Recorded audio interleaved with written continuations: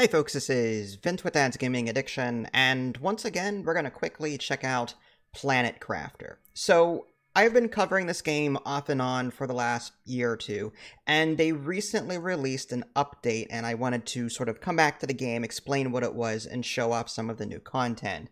They are getting ready to release the game into its entirety. Right now it's early access, but it will be 1.0 fairly soon. With the most recent update was the Procedural Rex update, and that does a number of things. The full changelog can be found on Steam, but primarily what you're looking at here, there's a new tree planter, new fireplace, 2 new frog eggs, 2 new tree seeds, a new fuse, new fountain, new hologram generator, new lightbox constructible, a new golden effigy, flares, different things like that. And some of these things can only be found in Procedural Rex. What am I talking about, Procedural Rex?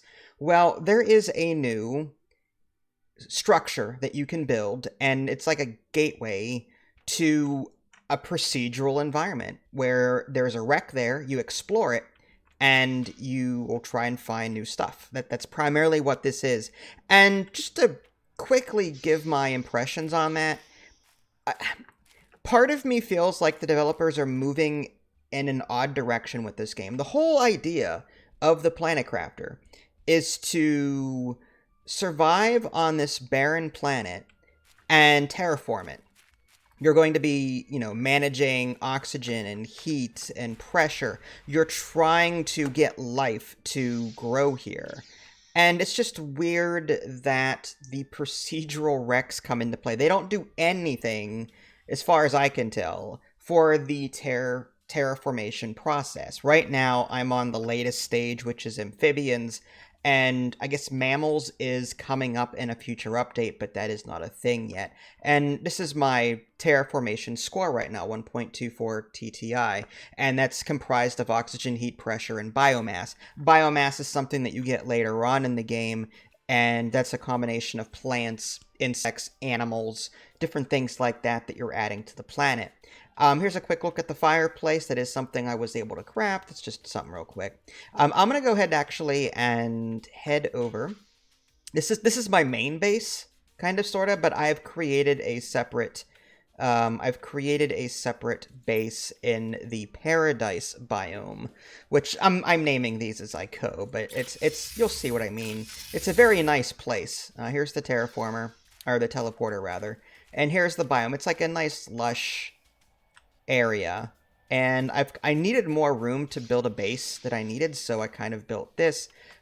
This took a lot of doing. I'm just saying. A lot of doing.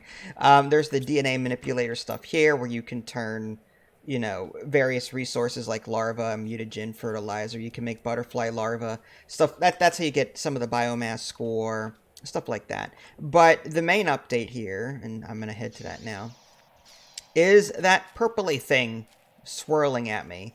Let me make sure I've got water before I head out. The sky is changing color. I don't know if something is about to drop on me or not, but okay. So, yeah, resources fall from the sky periodically. There's also this rocket that you'll get.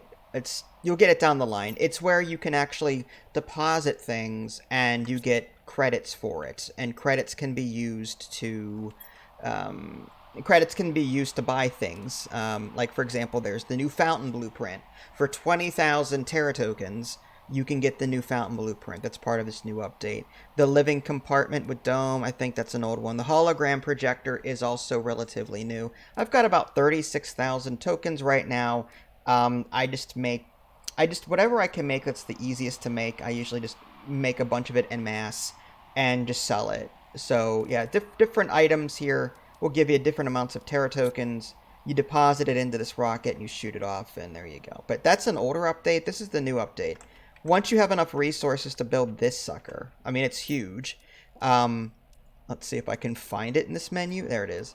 So you're going to need a fusion energy cell, energy multiplier fuse, energy, just as you can see, microchip compasses, super alloy rod, that kind of thing. So once you have all of those, you will build that. And this thing comes with it. It's a rec. I'm going to go ahead and close this portal. And it sort of scans randomly generated, well, procedurally generated environments for you to visit. And you can see that you need certain materials in order to visit them. So I need some quasar quartz and magnetar quartz. I don't know if I have any of those. I'll have to take a look. Scan for distant wrecks. Let's just try that again. I was looking for something that wouldn't be so expensive. But yeah, you have to give up resources. I guess we'll try and do this one. Let me head in and see if I have these. I need 3 pink, 1 green, 1 blue. So there's my base. Let's head into the base. I've got an upstairs pulsar. Yeah, I'm kind of an OCD freak when it comes to sorting and storing. I have one of those. I'll bring that with me. I think that's all I have, actually. Rocket, bags, bacteria, miscellaneous stuff. Access cards, I'll bring one with me. A flare, that's one of the new things. I'll bring one of those with me. Okay, let's head back downstairs.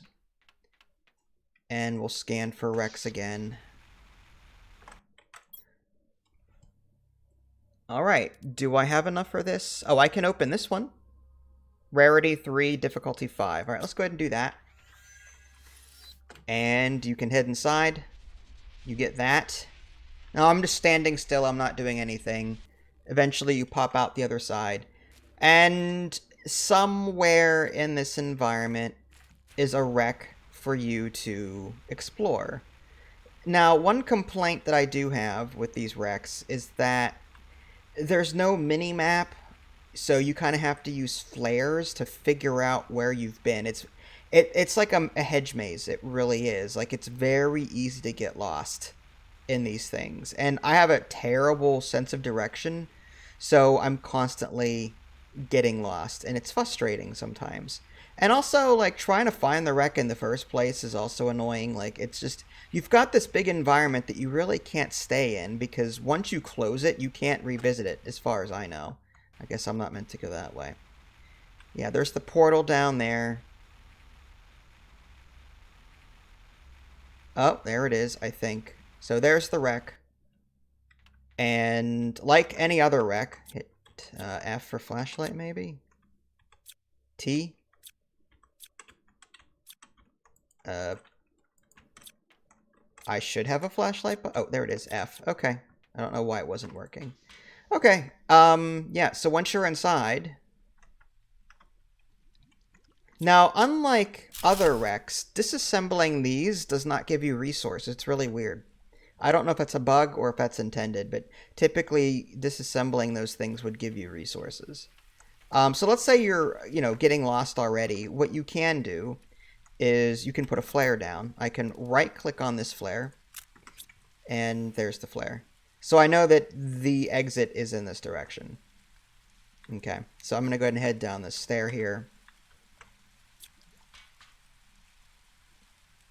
And that's all this update is. You're going to find, again, all of those objects that I kind of listed off from before. You're going to find them in this environment, and it's just a matter of getting lucky enough to do so.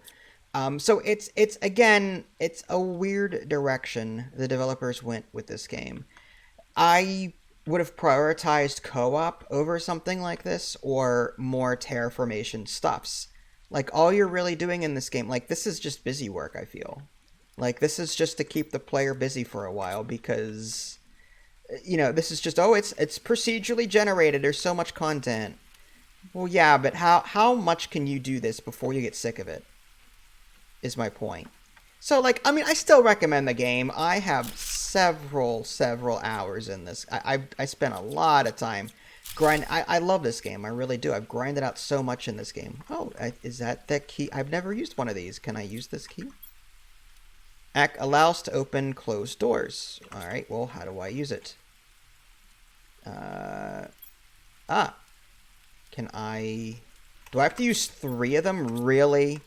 I have to use 3 access cards? Oh, that sucks. Well, maybe I'll find another one somewhere in the environment. Okay, so to save on time, I explored the rest of the wreck, kinda, sorta, and found another card, and I opened the door. And I just wanted to show you what was in here.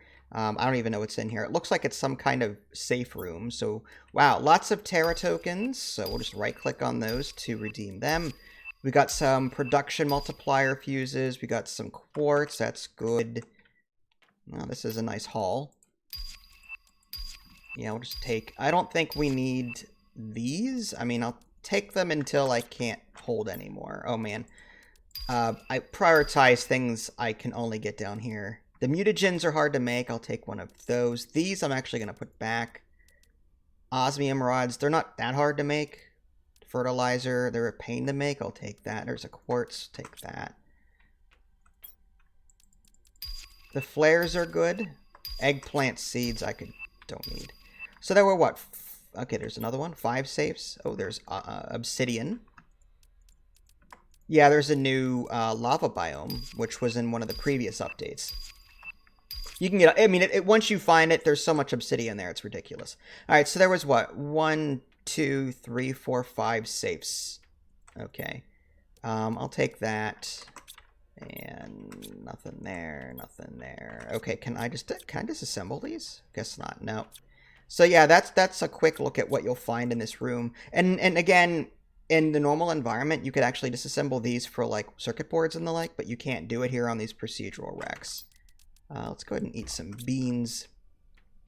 One trick to navigating this environment is to, like, if you get lost, one trick is just keep making rights, and eventually you'll find your way out. It's silly, but it's a thing. I should probably, take my own advice at some point and do that.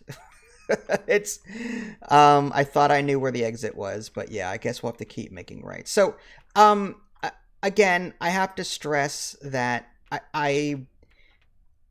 this update was not what I expected.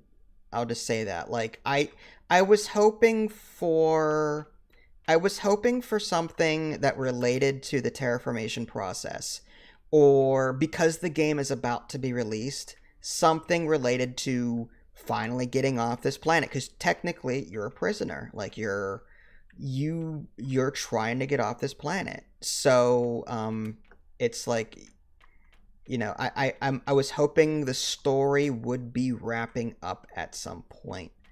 And yeah, it doesn't seem to be like this procedural Rex thing is like, well, I don't understand, like, why are we doing this?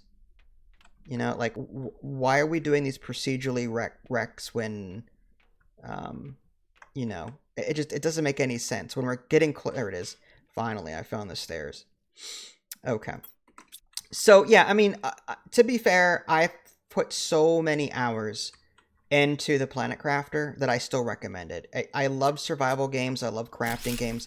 This is the itch that gets scratched. Like, I want to play Subnautica again, and when I don't feel like doing all of that game over, I'll play this because it's still... It gives me that base building itch that I can scratch. So, I like it for that.